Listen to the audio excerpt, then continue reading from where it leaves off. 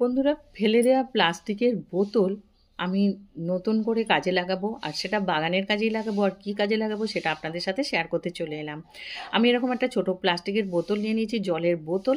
আর তার মাথার দিকটাও কেটে নিলাম, পিছন দিকটাও কেটে নিলাম, কেটে এরকম গাটা কেটে নিলাম। এখন এখানে যে গাছটা দেখাচ্ছে এটা হলো আমার মতে পৃথিবীর সবথেকে ছোট বাঁশ।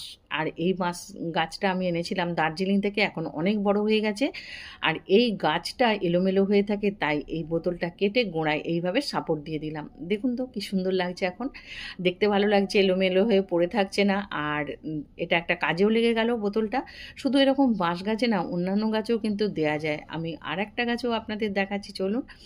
এখানে একটা গাছ আছে, এটা আমাকে একজন গ্যাংটক থেকে দিয়েছিল এনে। আর এর একবারই ফুল ফুটেছিল, তারপরে আর ফুল ফোটেনি। এবছর হয়তো ফুল ফুটবে। আর এই গাছটাও এরকম এলোমেলো হয়ে পাতাগুলো পড়ে থাকে, তাই এতেও এইভাবে দিয়ে রাখলাম। দেখুন তো কত সুন্দর লাগছে।